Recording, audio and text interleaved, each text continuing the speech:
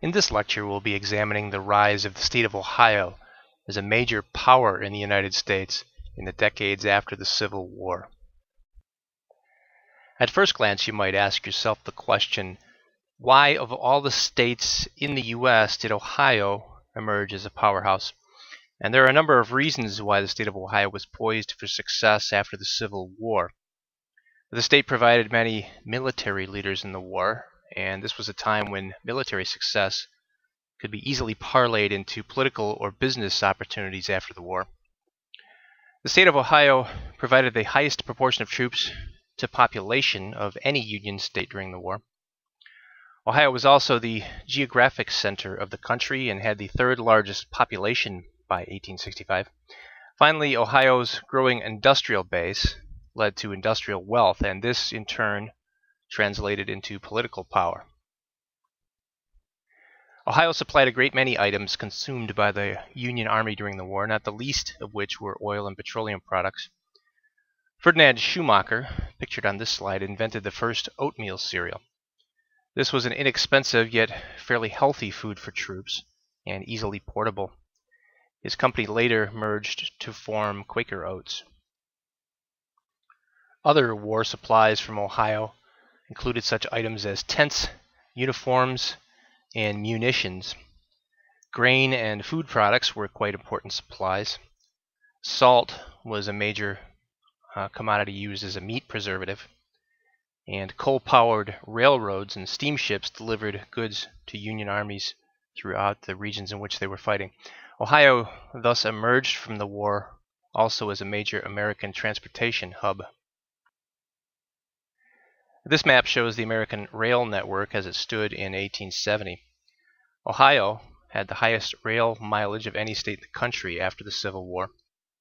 Ohio had also served as a major transportation hub during the war for the transshipment of goods produced elsewhere, and Ohio maintained its position as a major American logistical center long after the Civil War. Ohio possessed an abundance of natural resources that aided in the state's emergence after the Civil War as an industrial powerhouse. For much of the second half of the 19th century, Ohio was among the leading petroleum drilling and refining states. Other abundant resources included natural gas, salt, clay, limestone, and coal. Ohio held a central geographical position among the American states after the Civil War, and this also benefited Ohioans. The state of Ohio was even more centralized when you consider that the southern states were still in the process of being readmitted and reassimilated into the Union.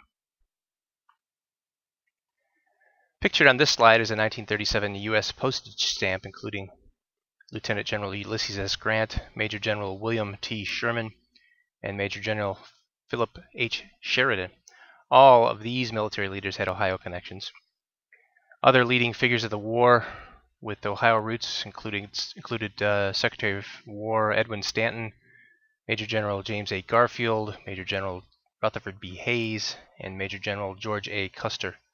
Post-war Ohio benefited from its many political connections in Washington that were forged during the war and the years afterward.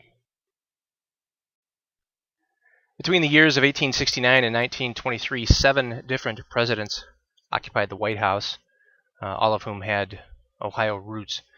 Pictured going clockwise, beginning at the upper left-hand corner, are Ulysses S. Grant, the 18th president, Rutherford B. Hayes next, at the 19th president, James A. Garfield was the 20th president, Benjamin Harrison was the 23rd president. Moving to the bottom row on the right, William McKinley, the 25th president, William Howard Taft, the 27th president, and Warren G. Harding in the lower left-hand corner, the 29th president. The rise to power of so many Ohioans to the presidency significantly elevated the state of Ohio to a position of national political power, and only Virginia has provided more presidents than Ohio has.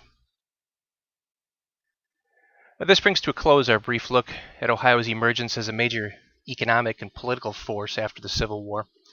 The clout that Ohio gained as a result of the war propelled the state into a position of importance for most of the next century.